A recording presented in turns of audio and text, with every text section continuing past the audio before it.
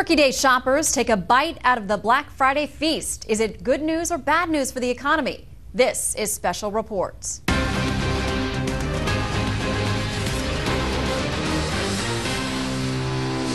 Good evening, I'm Shannon Bremen for Brett Baer. The traditional pre-dawn Black Friday madness was a lot less crazy in many places this year.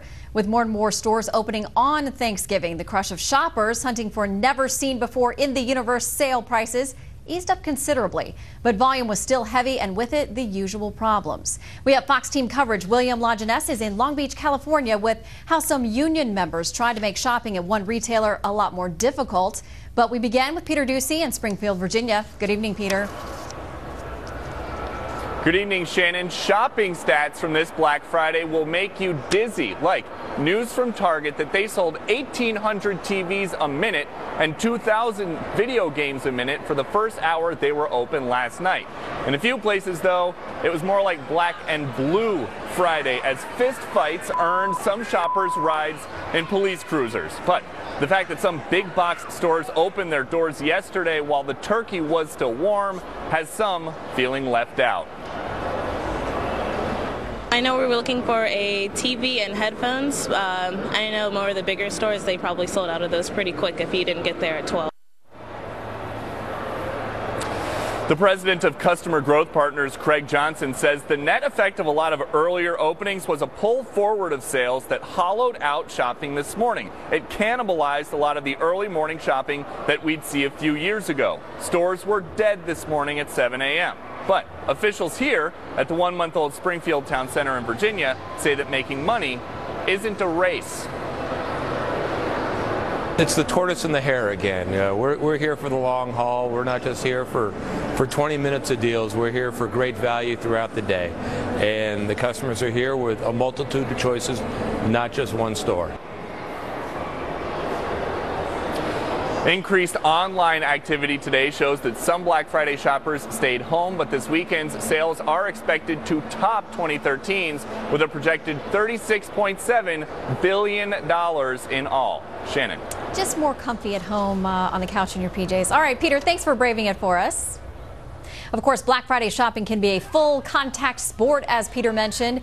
There were scattered reports of scuffles and some arrests. 2 women were taken into custody after a fight at a Kohl's in Southern California.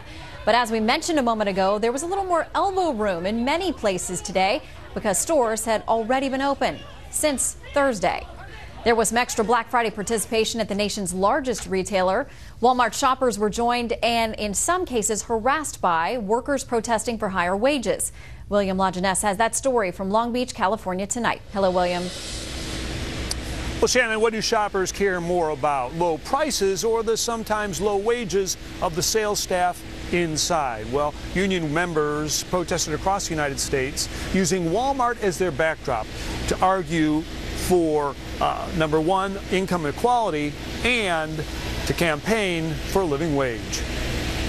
If we don't get it, if we don't get it, I want the public to understand how bad the low prices, what these low prices do to the economy, so that they'll either shop somewhere else or at least pay attention to what they're spending.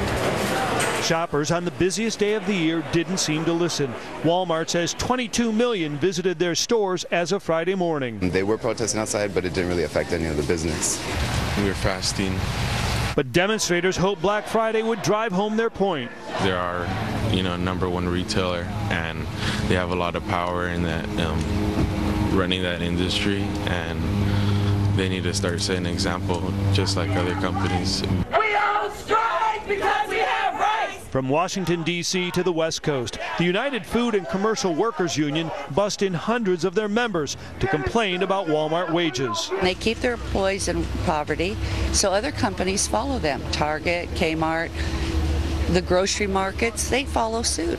So if you're barely making it, if Walmart can get away with it, so can we. I have a house, a car, great benefits. I'm really happy. Walmart officials would not address the wage issue head on, but claim 75% of today's managers began as sales associates, and some 300,000 employees have been with the company 10 years or more. I can tell you, Walmart has been good to me. Okay, I came here about a year ago, and I started off as a customer service cashier. Then I went to a sales associate in electronics, and then I became a manager within 6 months. In most cities, protesters are prohibited by court order from entering Walmart. In Atlanta, some violated that and were removed by police. This was also very much a political rally. They collected signatures here for a ballot initiative for a minimum wage of $15 an hour in Los Angeles.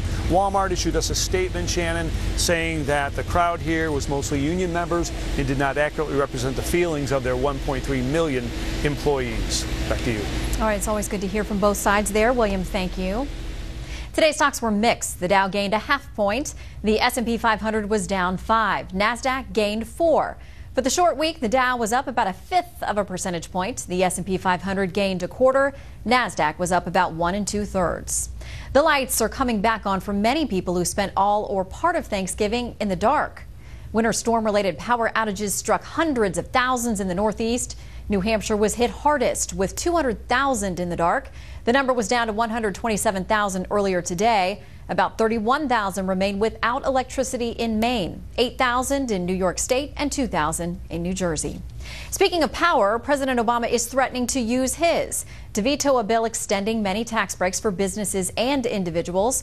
But what's unusual about this is that the Senate's top Democrat is on the other side of this argument. Here's White House correspondent Wendell Goler. President Obama is threatening to veto a bipartisan compromise that would extend a number of tax cuts, and some analysts think his dispute with Republicans on immigration reform is at the heart of the problem.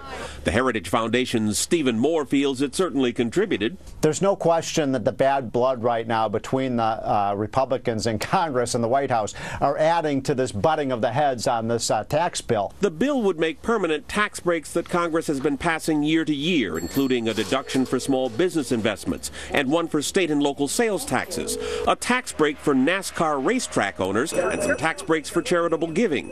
But it does not extend the child tax credit for the working poor. And White House spokesman Josh Earnest suggested this week that's where it falls short. The president believes that our economy is strongest when it's growing from the middle out. And an investment in significant unpaid for tax breaks for corporations without giving a tax break to middle-class families is not consistent with that philosophy at all. House Speaker John Boehner had warned Mr. Obama his executive action on immigration would cause problems with Congress. So I believe that the president continues to act on his own. He is going to poison the well. But the veto threat actually snubs Senate Majority Leader Harry Reid, who agreed to the deal and who was already said to be frustrated at the White House over the Democrats' midterm election losses. A spokesman for Republican Mitch McConnell, who will take over for Reid as Majority Leader next year, said, quote, "This Democrat infighting is having negative consequences on American families' bottom line and slowing incentives for companies to start hiring again." Mr. Obama and congressional Republicans have tried to forge a tax deal before, but couldn't agree on what to do with the money. Stephen Moore feels the current impasse shows they need to keep trying. This whole debate that we're having and this whole dispute really underscores the reason why we got to just blow up the tax system and start over. The veto threat by Mr. Obama isn't unusual, but an actual veto would be. He's only issued 2 since taking office, not since James Monroe, as a 2-term president, actually issued fewer vetoes. Shannon? Interesting. All right, Wendell Goler live tonight at the White House. Thank you. A bizarre story tonight about the unintended economic consequences of 2 highly controversial Obama administration actions. Chief Congressional Correspondent Mike Emanuel on how Obamacare and immigration reform could combine to keep you from getting a job. Congressional sources say companies are going to have a $3,000 incentive to hire those covered by President Obama's executive action. The immigrants are eligible for work permits, but they are not expected to qualify for Obamacare. That means companies that hire them won't have to pay an annual fine of up to $3,000 per worker if they don't offer insurance. We have 10 million Americans who are unemployed looking for work. It doesn't do them any good to now have to compete with 5 million individuals who are being given work permits and being rewarded for being in the country illegally. President Obama continues insisting his executive action is good for the economy and the immigrants will help grow it for everybody. Some worry immigration will change the very fabric of who we are, or take our jobs, or stick it to middle-class families at a time when they already feel like they've gotten the raw deal for over a decade. I hear those concerns. But that's not what these steps would do. This is clearly a bad deal for the American workers that compete with these illegal immigrants. Krikorian says the Obamacare loophole is very attractive to businesses that have never offered health benefits before, particularly for employers where $3,000 would make a major difference. Say a landscaper, small restaurant, that sort of thing. This can be a very valuable loophole because it gets them out of the requirement to offer health insurance, which is something they probably weren't doing before Obamacare. Others speak with less certainty, recognizing Mr. Obama could potentially write another memo making this loophole go away. Critics say the best way to fix the problem is to get rid of Obamacare's mandate forcing companies to offer insurance. This is just another example of why it's imploding and why the Republicans would be smart to pass legislation next year saying no more individual mandate, no more employer mandate, stop the nonsense. A key Republican senator told me this is part of the problem with the president tackling complex issues by himself. There are unintended consequences with what he described as governing on the fly. Shannon? Mike Emanuel, thank you. There is uncertainty tonight what the night will bring in the streets of Ferguson, Missouri. There were no visible protests Thursday night and no arrests were reported. People started to clean up and repair efforts to areas struck by rioting following a grand jury's decision not to indict a white police officer for the death of an unarmed African-American man in August. Professional football star Ray Rice is once again eligible to play. Rice won his appeal today against an indefinite suspension by the NFL over a domestic violence incident. Rice, who was cut by the Baltimore Ravens, is now free to sign and play with any team immediately. Up next, President Obama has not forgotten his promise to close Guantanamo Bay Prison. We're going to tell you what's on the horizon. First, here's what some of our Fox affiliates around the country are covering tonight.